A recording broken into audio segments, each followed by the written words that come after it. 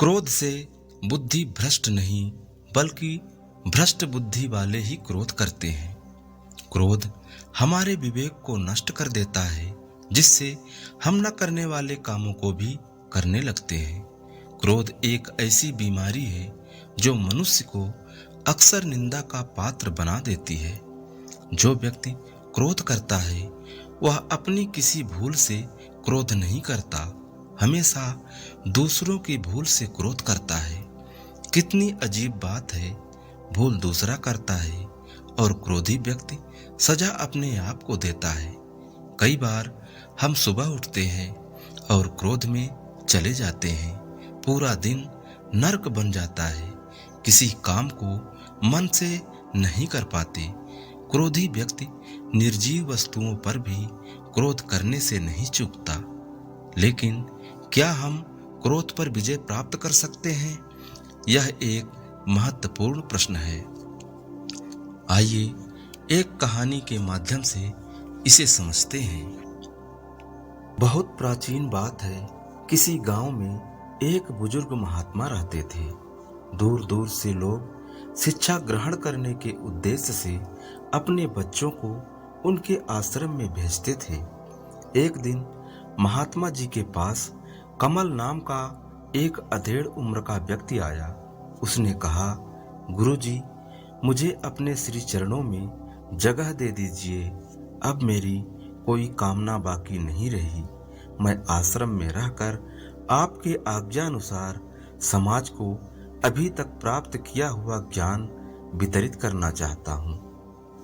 पारखी वृद्ध महात्मा ने एकदम समझ लिया कि यह व्यक्ति काबिल है, इसकी कामना सच्ची है और यह समाज के प्रति अपने दायित्व को निभाने के लिए संकल्पित है।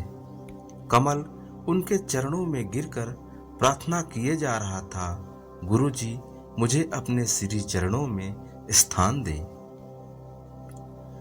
महात्मा जी ने कहा, पुत्र, आश्रम की परंपरा है, तुम स्नान करके पवित्र हो और भगवान के आगे संकल्प धारण करो कि अपना कर्तव्य सही तरीके से निभाओगे।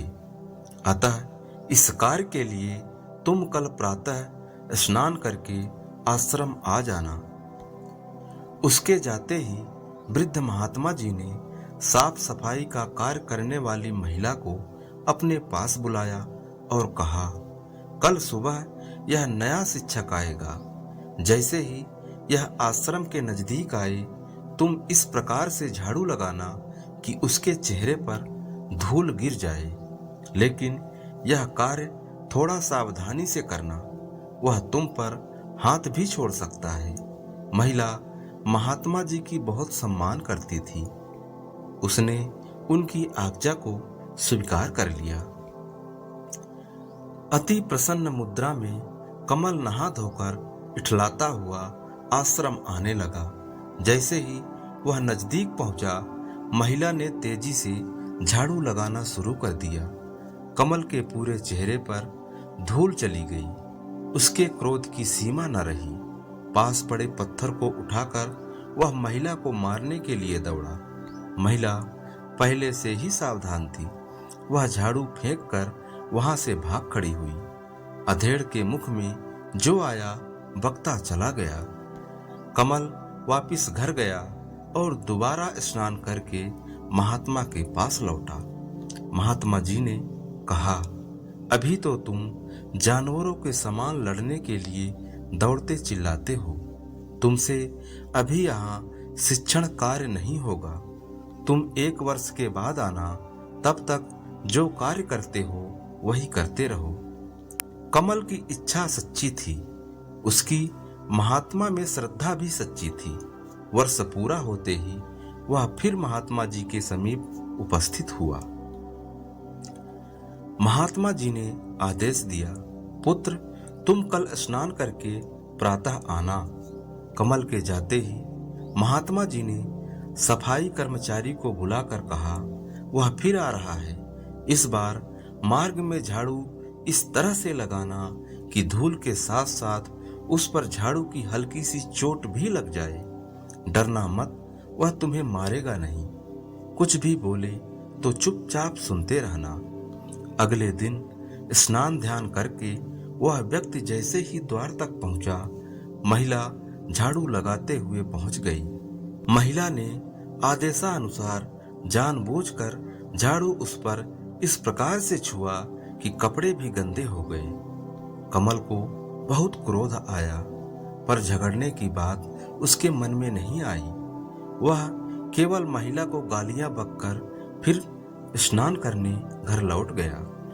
जब वह महात्मा जी के पास वापिस पहुंचा, संत ने कहा, तुम्हारी काबिलियत में मुझे संदेह है। 1 वर्ष के बाद यहाँ आना। 1 वर्ष और बीत गई। कमल महात्मा जी के पास आया। उससे पहले की तरह स्नान ध्यान करने की आज्ञा मिली। महात्मा जी ने उसके जाते ही उसी महिला को फिर बुलाया। इस बार सुबह जब वो आए तो तुम इस बार अपनी कचरे की टोकरी उस पर उड़ेल देना। साफ सफाई करने वाली महिला डर गई।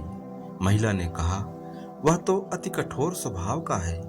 ऐसा करने पर तो वह अत्यंत क्रोधित होगा और मारपीट पर भी उतर आएगा। महात्मा जी ने उसे आश्वासन दिया, चिंता मत करो, इस बार वह कुछ नहीं करेगा, इसलिए तुम्हें भागने की आवश्यकता नहीं है। सुबह जैसे ही कमल आश्रम पहुंचा, महिला ने अनजान बनकर पूरा कूड़ा कचरा उस पर उड़ेल दिया। पर यह क्या, इस बार न तो वह गुस्सा हुआ और न ही मारपीट के लिए दौड़ा। कमल ने कहा, माता, आप मेरी गुरु हैं। कमल ने महिला के सामने अपना मस्तक झुकाकर कहा, आपने मुझ मूर्ख अभिमानी पर अति कृपा की है। आपके सहयोग से मैंने अपने बड़प्पन के अहंकार और क्रोध रूपी शत्रु पर विजय प्राप्त की है। वह दोबारा घर गया, स्नान करके आश्रम में उपस्थित हुआ। इस बार महात्मा जी ने उसे गले लगा लिया और बोले, पुत्र, तुमने अपने क्रोध पर काबू पा लिया है, अतः अब तुम आश्रम में कार्य करने के सच्चे अधिकारी हो।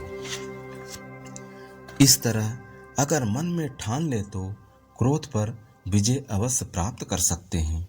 आशा है आपको यह कहानी पसंद आई होगी, तो अपने चाहने वालों में जरूर शेयर करें और वीडियो को एक लाइक जरूर करें। अपने कीमती वक्त से समय निकालकर यह कहानी सुनने के लिए आपका बहुत बहुत धन्यवाद।